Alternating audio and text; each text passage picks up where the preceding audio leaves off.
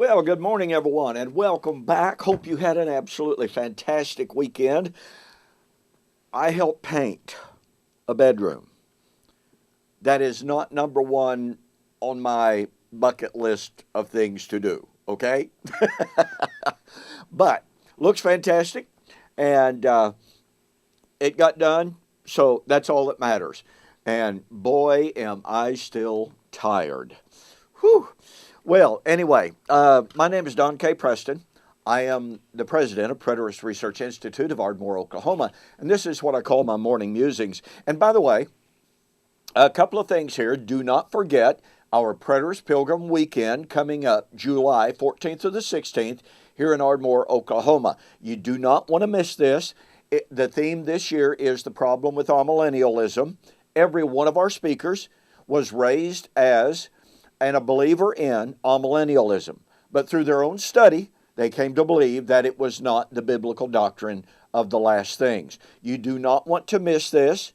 It is something that will be a great resource for you, and it will just be really, really helpful, okay? Great time of fellowship, by the way. Also, for those of you who may possibly have tried to order books, you have noticed that eschatology.org is down. DonKPreston.com is also down, but they're currently being completely redone. They're being completely redesigned. I'm so thankful for those who are helping out on this.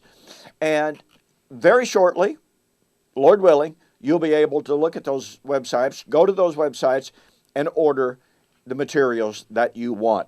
Okay, those are the preliminaries. We are looking at the nature of the kingdom of God. We're about to draw this series to a close.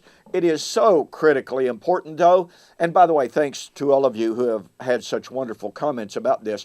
And we will be beginning a series on the resurrection of 1 Corinthians 15. Well, the resurrection.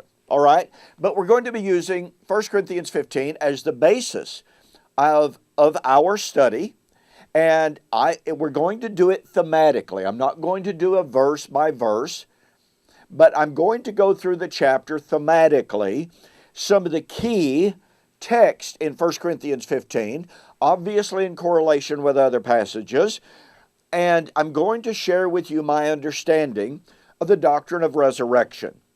It seems to me, and I hear this all the time, that people say, you know what, I could accept covenant eschatology if I could understand the resurrection. I just see Paul in 1 Corinthians 15 talking about the raising of individual biologically dead human corpses out of dirt. So, I'm going to try to share with you some of the reasons why I do not believe that 1 Corinthians 15 teaches the traditional view of resurrection. All right? You can be looking for that because it will be coming up very, very soon. Well, okay, that hopefully is enough for that.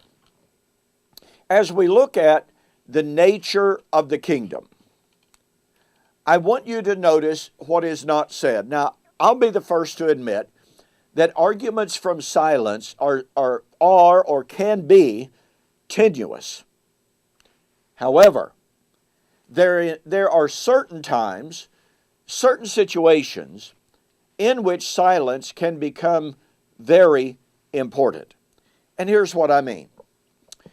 If in fact the kingdom is to be an earthly, physical, geopolitical entity, a theocracy, in other words, in which Jesus, as in a human physical body, comes out of heaven and sits on a literal throne in literal Jerusalem, ruling over the earth, all right? If that is the nature of the kingdom, as we are told by amillennialists, postmillennialists, and premillennialists, if that is the nature of the kingdom, then we should read about that on the pages of the Bible. we should have references. We should have statements about that future time of Jesus in a physical body, on physical earth, ruling on a physical throne, ruling over physical earth. Now, I know that the adherents of that view claim that we have. But that view and that claim is falsified when we look closer at the text that they give us. But we have been going through the book of Acts. We've been showing that there's not one single thing in the book of Acts that even comes remotely close to describing the kingdom in those ways. So let me ask you, this is a challenge for you in your personal study. Go through the book of Acts. Find a text in which it clearly, unmistakably, unambiguously speaks of a yet future physical rule of Jesus on physical earth, on a physical throne, in a physical city, ruling again over the physical earth. Instead, what we find is Jesus is the living foundation stone of the Messianic kingdom temple. What we find is that Jesus was sitting on the throne of David, but he was sitting in the heavens at the right hand. What we find in corroboration with other texts, Luke 17, even Luke 21 is helpful on this, John chapter 18.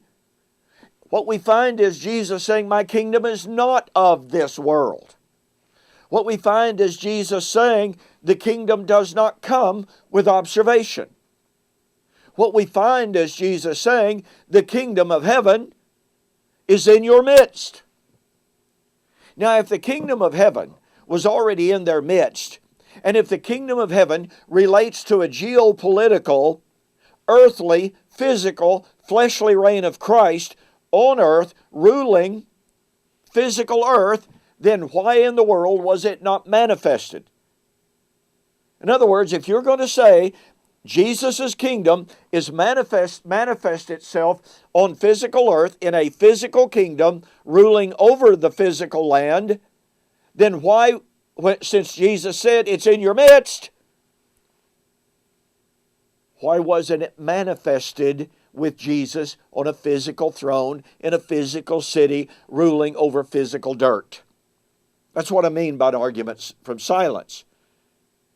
If you're going to say this is the nature of the kingdom, then the Bible ought to describe and support that kind of description of the nature of the kingdom, and it does not do so. And so when the Bible fails utterly, completely, and totally to describe the kingdom that was in their midst, established on the day of Pentecost, manifested among them, and when there is not one word about the earthly, physical, fleshly rule of Christ, then that failure to testify, that failure to describe that kingdom in those physical, fleshly, earthly ways falsifies the idea of an earthly, physical kingdom. All right? Hey, don't forget, you need to get a copy of my Acts and the Restoration of Israel. This is a fantastic study, even if I do say so myself. Go to my website, BibleProphecy.com, order this, mention that you saw the offer on YouTube or Facebook, and I'll refund your shipping. Now, we're not going to completely abandon this study. We're going to go, however, to Hebrews, and we're going to look at the claim of some that Hebrews teaches us that Jesus will one day rule on a physical throne on physical earth. That view is utterly false. Well, thanks so much for joining me for this morning's Morning Musings. We will see you on the flip side.